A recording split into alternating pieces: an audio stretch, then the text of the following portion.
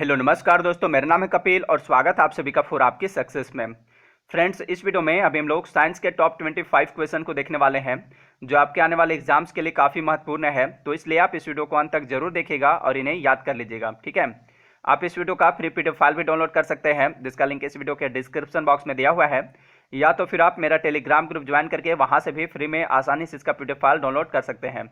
Telegram group join करने का link भी इसी वीडियो के डिस्क्रिप्शन बॉक्स में दिया हुआ है, ओके। तो चलिए अब क्वेश्चन की ओर बढ़ते हैं और पहला क्वेश्चन है, कीमोथेरेपी किस रोग के उपचार के लिए दी जाती है। तो कीमोथेरेपी जो है यह कैंसर रोग के उपचार के लिए दी जाती है। कैंसर के अध्ययन को क्या कहा जाता है? तो कैंसर के अध्ययन को ऑन्कोलॉजी कहा जाता है। अगला प्रश्न है, शोर के किस स्तर से ऊपर का शोर कान में दर्द एवं क्षति का कारण होता है। देखिए, वर्ल्ड हेल्थ ऑर्गेनाइजेशन के चार्ट के अनुसार लगभग 130 डेसिबल से अधिक का शोर कान में दर्द एवं क्षति का कारण होता है। 24 घंटे में 85 डेसिबल से कम ध्वनि कान की सेहत के लिए उपयुक्त मानी जाती है। डेसिबल किसका मात्रक है? यह क्वेश्चन एग्जाम में आता है। तो डेसिबल किसका मात्रक है? ध्वनि की तीव्रता का मात्रक है। अगला प्रश्न है, शहद में मुख्यतः क्या होते हैं? तो इसका राइट आंसर है ऑप्शन बी, कार्बोहाइड्रेट। शहद के मुख्य संगठक फ्रक्टोज, ग्लूकोज तथा कार्बोहाइड्रेट होते हैं। अगला प्रश्न है, पेट्रोल की गुणवत्ता किसमें अभिव्यक्त की जाती है? तो पेट्रोल की गुणवत्ता ऑक्टेन संख्या से अभिव्यक्त की जाती है, निर्धारित की जाती है। जिस पेट्रोल की ऑक्टेन संख्या जितनी अधिक होगी उसकी कार्य क्षमता उतनी ही अच्छी होगी। अगला प्रश्न है, चेचक यानी चिकन पॉक्स किस वायरस के कारण होता है? तो चिकन पॉक्स, जिसे हम छोटी माता भी कहते हैं, यह वेरिसेला नामक वायरस के कारण होता है। और जो स्मॉल पॉक्स होता है, जिसे बड़ी माता भी कहते हैं, वह वेरिओला नामक वायरस के कारण होता है। चिकन पॉक्स होता है वेरिसेला नामक वायरस के कारण, और स्मॉल पॉक्स यानी बड़ी माता होता है वेरिओला नामक वायरस के कारण, ठीक है। चेचक के टीके की खोज किसने की थी? एडवर्ड जेनर ने की थी। अगला प्रश्न है, पानी से हाइड्रोजन तथा जल को अलग करने की प्रक्रिया को क्या कहा जाता है? तो पानी से हाइड्रोजन तथा जल को अलग करने की प्रक्रिया को विद्युत विघटन कहा जाता है, इंग्लिश में इलेक्ट्रोलिसिस कहा जाता है, ठीक है। अगला प्रश्न है, ऑडियो हेडफोन की सबसे पहली जोड़ी 1910 में किसके द्वारा बनाई गई थी? यानी हेडफोन का आविष्कार किसने किया था?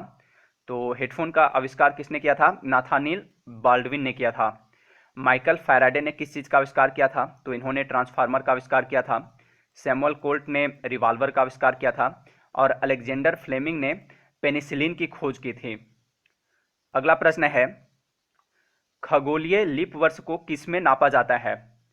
तो खगोलीय लीप वर्ष को प्रकाश वर्ष में मापा जाता है, ठीक है। बहुत लंबी दूरियों को मापने के लिए प्रकाश वर्ष का प्रयोग किया जाता है। अर्थात प्रकाश वर्ष किसका मात्रक है? तो प्रकाश वर्ष दूरी का मात्रक है। एक प्रकाश वर्ष बराबर कितना होता है? 9.46 इंटू 10⁻15 मीटर होता है। और अगर क्वेश्चन पूछ लिया जाए और ऑप्शन में रहे किलोमीटर में, तो किलोमीटर में कितना होता है? एक प्रकाश वर्ष बराबर 9.46 इंटू 10⁻12 किलोमीटर होता है। दूरी मापने की सबसे बड़ी इकाई क्या है? तो दूरी मापने की सबसे बड़ी इकाई पारसेक है। एक पारसेक बराबर कितना होता है? 3.26 प्रकाश वर्ष होता है। अगला प्रश्न है, ग्रीन हाउस प्रभाव के लिए मुख्यतः जिम्मेदार वायुमंडलीय गैस कौन सी है? पहली बात तो ये कि ग्रीन हाउस प्रभाव है क्या। तो देखिए, ग्रीन हाउस प्रभाव जो है, ग्रीन हाउस गैसें carbon dioxide CO2, methane CH4, nitrous oxide N2O, chlorofluorocarbon CFC, इन सभी गैसों के द्वारा इंफ्रारेड रेज यानी अवरक्त किरणों के अवशोषण के कारण पृथ्वी का गर्म होना ग्रीन हाउस प्रभाव कहलाता है। ग्रीन हाउस प्रभाव के लिए मुख्यतः जिम्मेदार वायुमंडलीय गैस कौन सी है? तो वह है कार्बन डाइऑक्साइड। अगला प्रश्न है, तप्त जल के थैलों में जल का प्रयोग किया जाता है क्योंकि इसकी विशिष्ट ऊष्मा अधिक है, ठीक है। यानी इसका राइट आंसर है ऑप्शन सी, जल की अधिक विशिष्ट ऊष्मा के कारण तप्त जल के थैलों में जल का प्रयोग किया जाता है। अगला प्रश्न है, श्वेत प्रकाश कितने रंगों का मिश्रण होता है? तो देखिए, श्वेत प्रकाश 7 रंगों का मिश्रण होता है। ये रंग कौन कौन से हैं? तो ये है बैंगनी, जामुनी, नीला, हरा, पीला, नारंगी और लाल, ठीक है। इसे याद रखने की एक ट्रिक है ट्रिक क्या है? बैजानी हप्पी नाला। बैजानी हप्पी नाला इसका ट्रिक है। और इन 7 रंगों में बैंगनी, जामुनी, नीला, हरा, पीला, नारंगी और लाल में, इन सातों में सबसे अधिक तरंग दैर्घ्य किसकी होती है? सबसे अधिक तरंग दैर्घ्य किसकी होती है? तो वह होती है लाल रंग की। ठीक है, और बैंगनी रंग की तरंग दैर्घ्य सबसे कम होती है। तो आप इसे भी याद रखिएगा। अगला प्रश्न है, सुगंधित पुष्प में परागन किसके द्वारा होता है? तो सुगंधित पुष्पों में परागन यानी पॉलिनेशन कीटों के द्वारा होता है। और सुगंधहीन पौधों में परागन किसके द्वारा होता है? तो उसमें वायु के द्वारा होता है। और जलीय पादपों में जल द्वारा परागन होता है। परागन क्या है? पौधों में परागकण का नर भाग से मादा भाग पर स्थानांतरण परागन कहलाता है। यानी जब किसी पुष्प का परागन निकलकर किसी दूसरे पुष्प या फिर किसी दूसरे पौधे के पुष्प तक पहुंचता है, तो इस क्रिया को परागन कहते हैं। अगला प्रश्न है, घड़ी की चाबी में भंडारित ऊर्जा है। तो घड़ी की चाबी में भंडारित ऊर्जा स्थितिज ऊर्जा, पोटेंशियल एनर्जी होती है। यानी इसका राइट आंसर है ऑप्शन बी। जब किसी वस्तु में विशेष अवस्था या स्थिति के कारण कार्य करने की क्षमता आ जाती है, तो उसे स्थितिज ऊर्जा कहते हैं। जैसे बांध बनाकर इकट्ठा किए गए पानी की ऊर्जा, घड़ी की चाबी में भंडारित ऊर्जा, तनी हुई स्प्रिंग या कमानी की ऊर्जा, इन सभी में कौन सी ऊर्जा भंडारित होती है? स्थितिज ऊर्जा होती है। अगला प्रश्न है, ठोस का सीधे वाष्प में परिवर्तित होना क्या कहलाता है? तो किसी ठोस पदार्थ का बिना द्रव अवस्था में बदले सीधे वाष्प में परिवर्तित होना ऊर्ध्वपातन कहलाता है, सब्लिमेशन। ठीक है, कपूर का ठोस अवस्था से सीधे वाष्प के रूप में उड़ जाना ऊर्ध्वपातन का एक उदाहरण है। अगला प्रश्न है, निम्नलिखित में से वह उपकरण कौन सा है जिसका प्रयोग पवन के बल एवं वेग के मापन के लिए किया जाता है? तो पवन के बल एवं वेग को मापने के लिए किसका प्रयोग किया जाता है? एनीमोमीटर का प्रयोग किया जाता है। एमीटर से क्या मापा जाता है? इसका प्रयोग कहाँ पे किया जाता है एमीटर का? तो एमीटर का प्रयोग विद्युत धारा को मापने के लिए किया जाता है।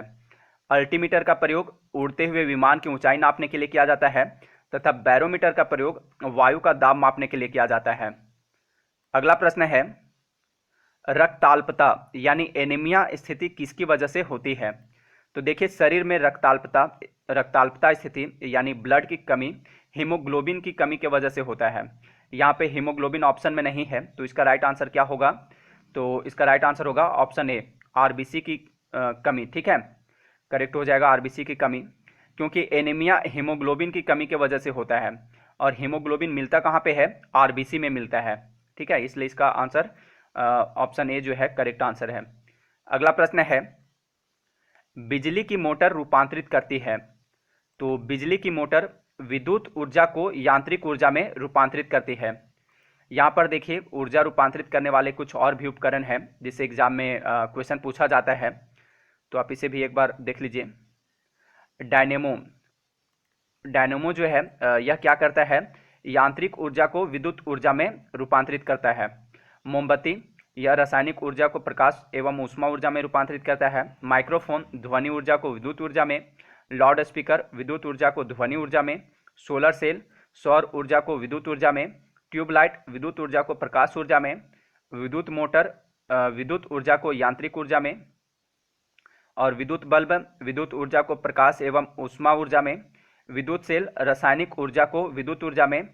और सितार जो है, सितार बजाने वाला, तो सितार जो है यह आंतरिक ऊर्जा को ध्वनि ऊर्जा में रूपांतरित कर देता है। तो बस आप इतना याद कर लीजिएगा। ठीक है, इससे बाहर यहां से क्वेश्चन नहीं आता है। अगला प्रश्न है,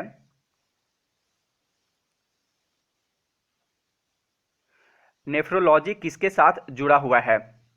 यानी नेफ्रोलॉजी जो है, नेफ्रोलॉजी का संबंध किससे है? तो नेफ्रोलॉजी का संबंध गुर्दा से है, वृक्क से। ठीक है, किडनी से। नेफ्रोलॉजी में किसका अध्ययन किया जाता है? तो किडनी का अध्ययन किया जाता है। किडनी की विफलता यानी जब किडनी सही से काम नहीं करता है, तो उसके लिए डायलिसिस किया जाता है। गुर्दे की संरचनात्मक और कार्यात्मक इकाई क्या है? नेफ्रॉन है। तो आप इसे भी याद रखिएगा, यह भी एग्जाम में पूछा जाता है। अगला प्रश्न है, जब दूध खट्टा हो जाता है तो किसका उत्पादन होता है? तो इसका राइट आंसर है ऑप्शन बी, लैक्टिक अम्ल का। ठीक है, लैक्टिक एसिड का। जब दूध खट्टा हो जाता है तो लैक्टिक अम्ल का उत्पादन होता है। अगला प्रश्न है, गाय के दूध का रंग हल्का पीला क्यों होता है? तो गाय के दूध का रंग हल्का पीला उसमें उपस्थित कैरोटीन के कारण होता है। कैरोटीन नामक प्रोटीन होता है, उसी के वजह से गाय के दूध का रंग हल्का पीला होता है। और दूध का रंग सफ़ेद किसकी वजह से होता है? तो उसमें उपस्थित केसिन के कारण होता है।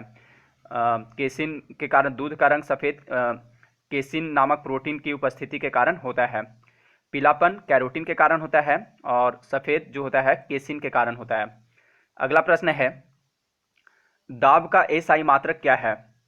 तो दाब का एसआई मात्रक न्यूटन प्रति वर्ग मीटर है। ठीक है, न्यूटन प्रति वर्ग मीटर है, न्यूटन प्रति मीटर स्क्वायर है। ठीक है, इसे पास्कल भी कहते हैं।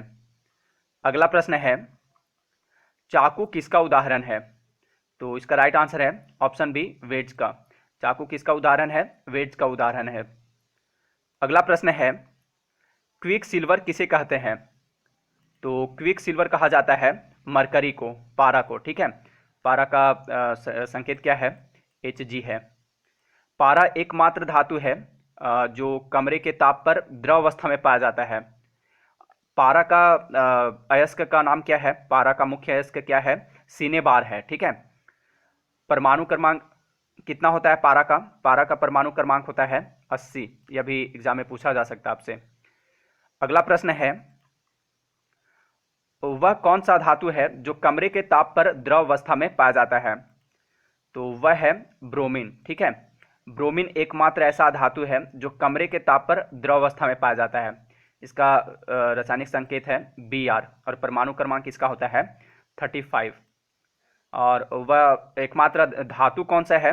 धातु जो कमरे के ताप पर द्रवावस्था में पाया जाता है तो वह है पारा, और अधातु कौन सा है? ब्रोमीन है। तो आप इन दोनों को याद रखिएगा। अगला प्रश्न है, मोबाइल फ़ोन का आविष्कार किसने किया था? तो यह लास्ट क्वेश्चन है। तो मोबाइल फ़ोन का आविष्कार किसने किया था? मार्टिन कूपर ने किया था। अब अंत में आपके लिए क्वेश्चन है, पत्तियों में बने हुए खाद्य पदार्थों का स्थानांतरण किसके माध्यम से होता है? तो इसका सही जवाब आप मुझे कमेंट बॉक्स में दीजिएगा। तो इस वीडियो में इतना ही। अगर यह वीडियो आपके लिए हेल्पफुल रहा हो तो इसे लाइक तथा शेयर जरूर कर दीजिएगा। मिलते हैं नेक्स्ट वीडियो में। Thanks for watching.